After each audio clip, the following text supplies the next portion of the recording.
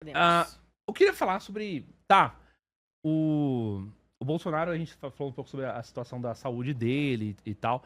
Ele tá na Polícia Federal lá de Brasília. E se tratando do Bolsonaro em específico, quem tá perto dele agora? Eu conversei com o Bilinski mais cedo. O Bilinski falou que ele recebeu uma visita da Michelle e pode receber visita do advogado. Né? Só que ele só tem 1 hora de visita por dia. Nossa. Na casa dele mesmo já tinha um revezamento ali, ele podia receber uma pessoa por dia.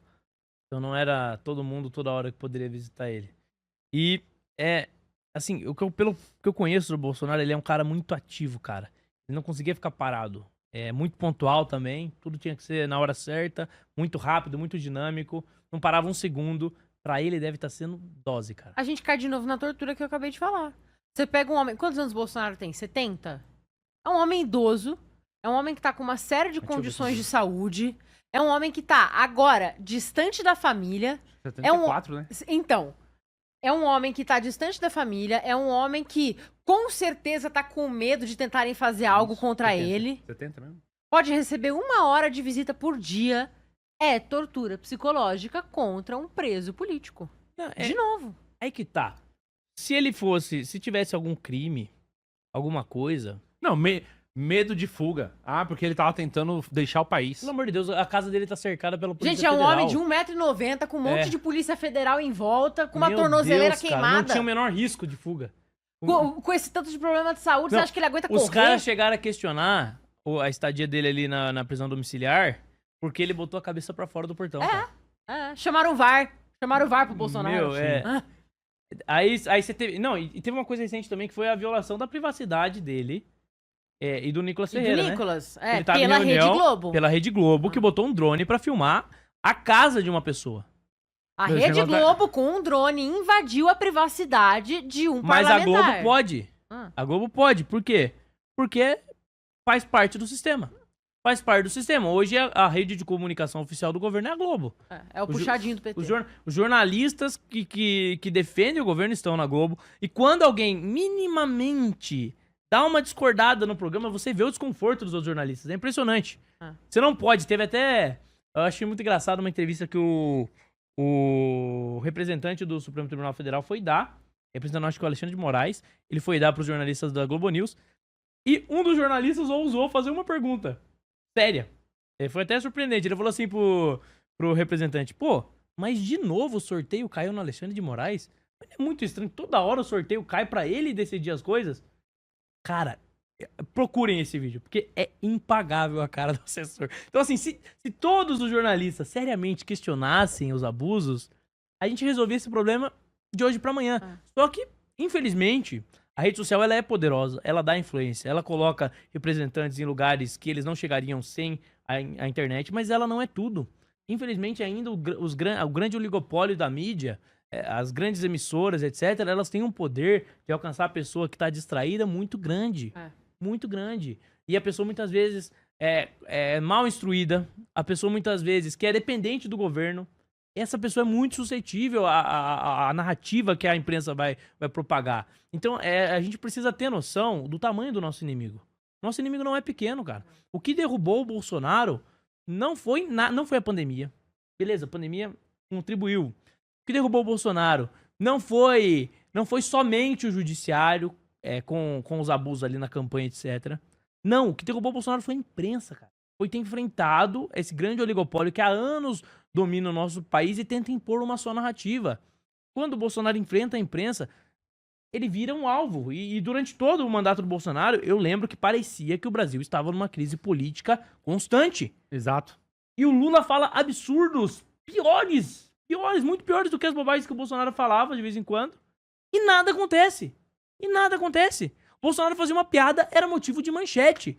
O Lula comete racismo em público. Zomba de gente humilde em público. Fala que o traficante, que o usuário é vítima do traficante. Fala os maiores absurdos. E nada. Parece que o Brasil tá normal, cara. Organiza o evento da COP30 aqui no Brasil. É uma vergonha. Indígena invadindo, quebrando tudo. Incêndio. Diversos acidentes, problemas estruturais. Desmatamento pra fazer um evento sobre clima. E tá tudo certo. E tá tudo nada. E parece viva a que tá normal. soberania. A soberania. Cara, Mas sabe o que isso me lembrou? Isso me lembrou É um a exemplo patroa, Viva o recente. SUS. Me lembrou um exemplo recente do Guilherme Kilter. O Guilherme Kilter, vereador, ele entrou com algumas denúncias no Ministério Público de racismo contra o presidente Lula pelaquela vez que o presidente Lula agradeceu a África por tudo que a escravidão proporcionou. Por quando ele virou pra aquela menina e falou que ela é uma afrodescendente que gosta de batuque de tambor. Ou por causa daquela vez da propaganda que ele falou, pô, você vai colocar um cara sem dente ainda por cima negro? E adivinha só, decidiram que não houve racismo nas falas do Lula. Qual que foi mesmo a do Lula que ele falou lá do dia do jogo do Corinthians, que os caras batem na mulher? Ele falou, não pode bater na mulher. Se for corintiano, tudo bem. Foi uma parada assim. E a justiça definiu que não havia racismo na fala do Lula. Agora, em contrapartida, Bolsonaro é condenado a pagar 1 milhão em indenização por falas racistas. Quando o Bolsonaro falou que o cabelo do Michael Sullivan, que é um apoiador do Bolsonaro, tinha barata. Ele fez uma piada com o cabelo de um menino que era amigo íntimo dele. E não foi o menino que denunciou ele. O menino não processou ele. O menino falou, eu não quero, gente, não aconteceu nada, o Bolsonaro é inocente, ele não é racista, ele não me ofendeu, não aconteceu nada, tá tudo bem. E mesmo assim, a justiça... Danos morais coletivos. Exatamente, danos morais coletivos. Esse dinheiro vai pra quem? Vai pro Michael Sullivan? Não vai. O MPF é foda, velho. Então, mas aí você tem... A suposta vítima de racismo Não. falou que não foi vítima de racismo, o Ministério Público falou, foi, pague 1 milhão. Eu fui fazer Pra quem? uma vez eu fiz um vídeo, fui na USP propor um debate lá. Na verdade eu fiz um joguinho da pessoa adivinhar figuras históricas. Uhum. Aí a pessoa adivinhava, tal. Ah, essa aqui eu conheço, essa aqui eu não conheço. Ela ia passando de nível. Nessa época você podia entrar na USP sem apanhar Sem ainda, né? No começo. Escuta só. Fiz a brincadeira lá, aí uma menina participou, tranquila. Cara, não teve. Ela foi bem no jogo. Não teve nenhum atrito, nenhuma piada, nenhum corte, nada. Foi muito tranquila a conversa com ela. Ela foi super educada. Eu fui super educado com ela foi embora. Mais pra frente, veio a trupe lá do DCE, me agrediu com barra de ferro, tudo. Nesse nível, tentaram roubar nossos celulares. Pouco tempo depois, essa menina, ela entra com um processo. E ela alega que eu feria a honra dela, etc., postando esse vídeo, que ela não tinha autorizado a filmar, sendo que ela participa voluntariamente da brincadeira. Ela não tá vendo a Não, telefone? ela olha, ela interage com a câmera. Essa menina, ela entra falando que ela tem autismo, com laudo de um psicólogo, que depois eu fui pesquisar, é da faculdade, inclusive, provavelmente amigo dela. E ela entra no juizado, o juizado quando você não tem condição de pagar, Pequenas causas, não, Não, é? Justiça gratuita. mas tem um nome, juizado especial, como é que é? Defensoria Eu acho Pública. que eu acho que é juizado especial o nome. Tenho quase certeza. Mas beleza, entrou, não tinha que pagar custas. Só que daí, como você não tem que pagar custas e você entra nesse juizado, o que você precisa fazer? Não pode ter produção de prova. Tem que ser algo muito objetivo. Se tiver que ter produção de prova, tem que ser pro juizado que tem custas. Porque gera custo. Isso é lei, é norma, funciona assim o processo. Aí beleza, meu advogado questionou isso, falou, olha, tem que ir pro juizado, não faz sentido. E outra, foi voluntária ali a participação dela claramente, não houve dano, não tem nenhum tipo de ofensa, nada no vídeo, não faz sentido. E a prova dela é inválida, esse laudo dela aí é inválido. Pô, se eu pegar um amigo meu e o meu amigo der o laudo de que eu tenho um problema, não vale nada como prova. É uma prova parcial, a prova tem que ser imparcial. Tem que ir pro juizado correto pra gente fazer produção de provas. O que a justiça fez? A juíza falou, não, beleza, eu concordo que não tem como saber o grau do dano, mas houve dano sim e eu te condeno em 5 mil reais. Me condena em 5 mil. Eu tenho o direito de recorrer, correto? Eu recorri. Solicitei à justiça. Beleza, qual a custa de correio? É obrigação da justiça me fornecer qual o custo de correio. Eles não me informaram. Aí fomos no cartório, qual a custa de correio? Não me informaram. Tinha um prazo. Chegou na véspera do prazo, a gente solicitando informação de correio, eles falando que não sabiam. Aí a gente falou, vamos pagar então a custa do processo? E daí a juíza, a gente pede um prazo adicional com o valor do correio, porque senão não tem como, a gente vai pagar que valor, né? A gente pagou o processo. Sabe o que a juíza fez? Ela deu que, como eu não paguei a custa de correio, que ela se recusou a informar, eu declinei do processo. E fui impedido de recorrer. E tive que pagar 5 mil reais por uma fraude. É a síndrome do pequeno poder, né? Vai me dizer que isso não é perseguição. É a síndrome do pequeno poder. Se Isso- o mais isso não- alto cargo Eu jurídico... denunciei ganha, a juíza no CNJ, porque isso pra mim é flagrantemente abuso de poder. É abuso de poder. E daí, eu duvido que vai acontecer alguma coisa. Sabe por quê? Porque existe um corporativismo muito forte, cara. Então até mesmo alguém que talvez discorde da postura da juíza, por medo de algum momento sofrer um tipo de processo como esse no CNJ, vai ficar do lado da juíza. Ou às Aí vezes beleza, até é legal. conhece ela, É legal estudou quando é o pavanato, junto. né? É legal quando é o pavanato tendo seus direitos violados. Agora, é o que eu falei, é o precedente, cara. É o precedente. Você não tem segurança jurídica no Brasil. Você não pode fazer uma coisa séria. E outra, esses processos de vídeo, assim, eu ganho todos. Por quê? Porque é normal, pô. A pessoa quer participar de um vídeo, ela vai aparecer, ela escolheu participar do vídeo. Mas nesse caso, por que eu perdi? Porque a juíza era militante e não me permitiu recorrer. E a menina era autista.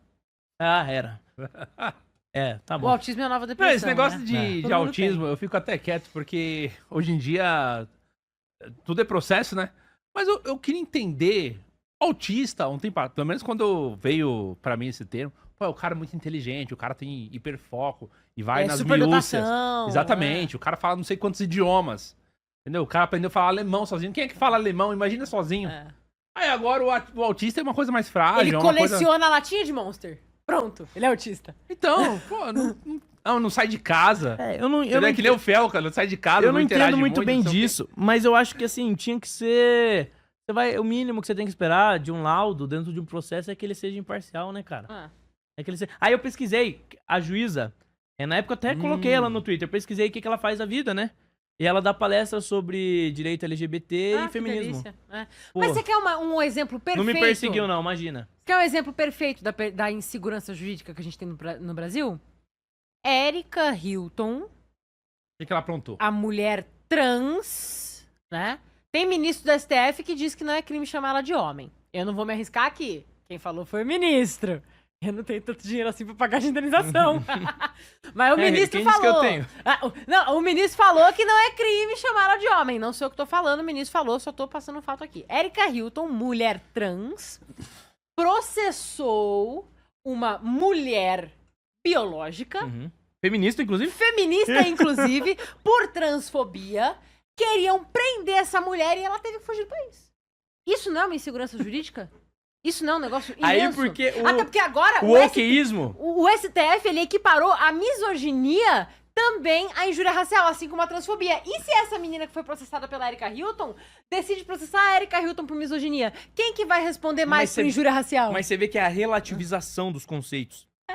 Uma coisa que eu acho ridícula é quando... O que a esquerda faz? Tudo isso, se você olhar pra escola de Frankfurt, tudo isso é teorizado, né? A ideia de que a linguagem é que vai determinar como as coisas funcionam, tudo. E que daí a esquerda começa a pensar, pô, se é a linguagem que determina como as coisas funcionam, vamos alterar a linguagem. Porque daí a gente dita como as coisas funcionam. Daí eles vão mudando os termos. Então, por exemplo, o que no passado era ofensa, hoje em dia não é mais ofensa. Hoje em dia é violência. É Microagressões. Microagressão, microviolências. Que você pratica por você falar determinada coisa. Aí beleza, nossa, que legal, agora tudo é violência. Então violência não é mais eu dar um soco na cara de alguém. Violência é eu simplesmente ofender alguém. Daqui a pouco, violência não é só eu simplesmente ofender alguém. Violência passa a ser eu dar uma opinião que ofende alguém. Eu tenho uma ideologia que é opressora. E aí, ó, a margem pra você censurar as pessoas, a margem pra você perseguir quem fala e quem tem opinião vai aumentando.